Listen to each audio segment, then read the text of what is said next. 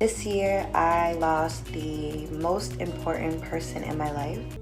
So we welcome all of you back to another segment of Capsule of Hope. So with me in the studio here is... My name is Masego from a small diamond mining town in Jwaneng, Botswana. I am a social worker by profession and currently designated as an assistant coordinator in the child care center. Masego. Okay, today we'll be discussing some crucial topic, and it's going to be centered on COVID situation in our country here and how we can be of help to those who are facing different challenges and those who are victims.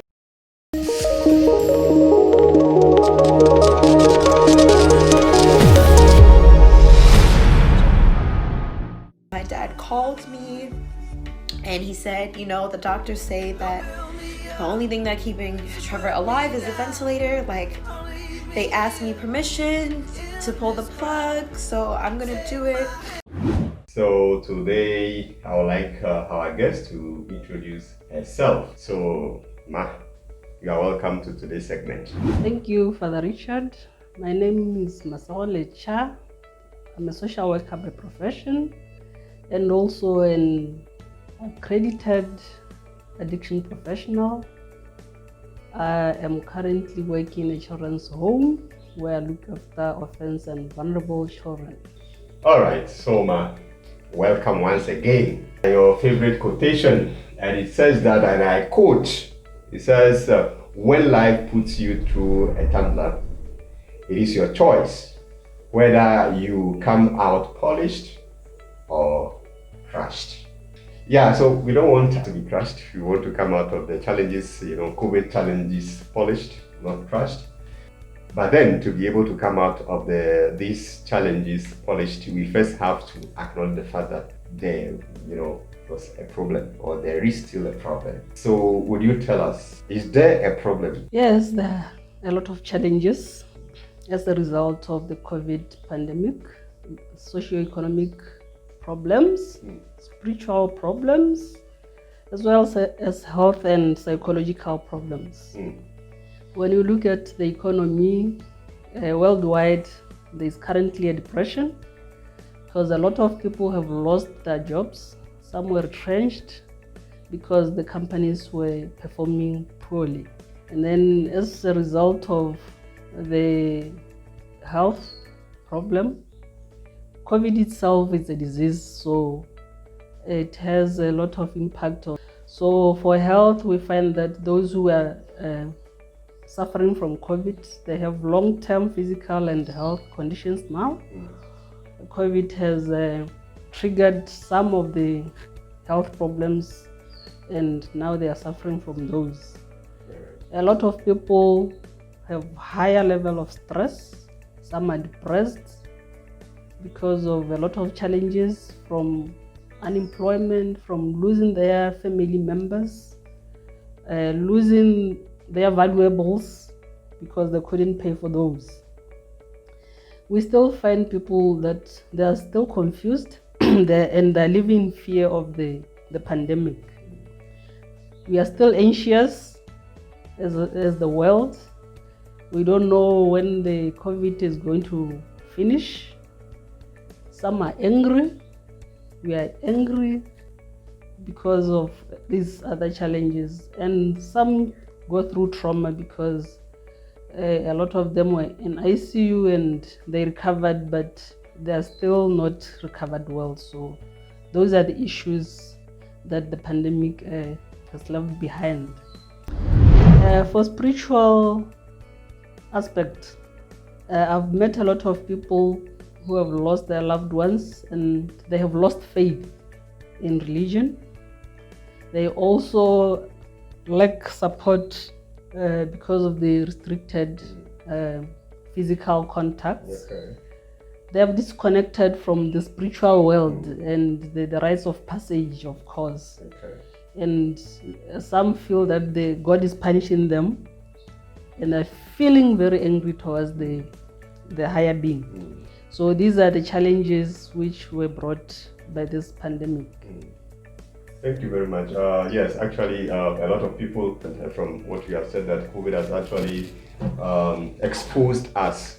And can you tell us some of your experience with these people, especially at the peak when we were battling with it in the July, August, Yes. July, August, September, that Yes. time, a lot of people. So can you tell us some of your Yes. the experience? Okay. Okay, for those I've managed to talk to, I was providing grief counseling for some family members who have lost their loved ones. Okay. And then these are the people that I know, and I was doing that as a way of helping them to heal. So what I've picked from them was that one of my friends actually said, you know, people will be saying I should be strong for the kids, but to tell the truth, I'm not strong. And to me, that's a myth. We say people should be strong, but we don't make them express their feelings. It is a normal reaction to feel sad.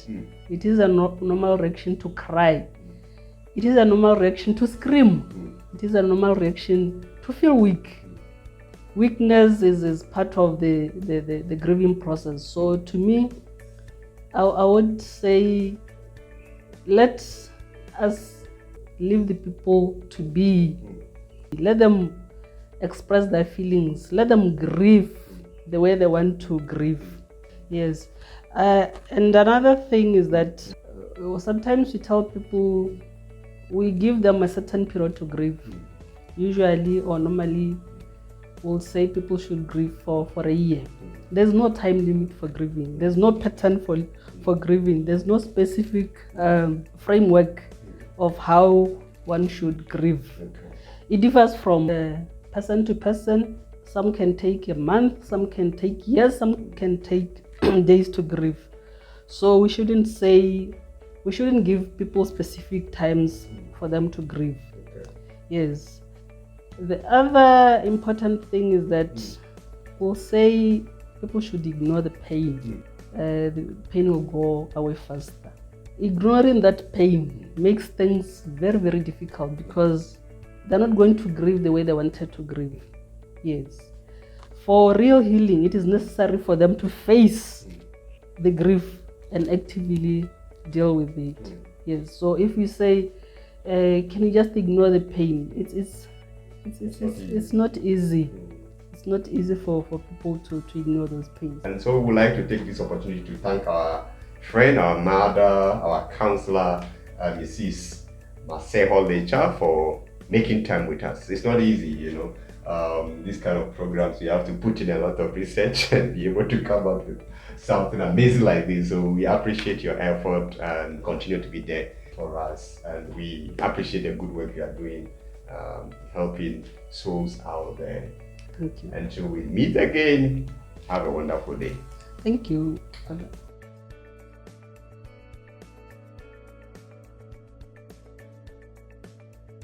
So far, meaning that you have met some people and the people are actually going through a lot. Yes. Those who lost their loved ones and family members and all of that. What we should do to help these people is that we should allow them to grieve. We should stop those kind of sayings that are strong and then asking them to suppress their feelings. Yes. So we should allow people to grieve. Can we say that we have done enough as a church, as a community, as far as these people are concerned? Have we done enough?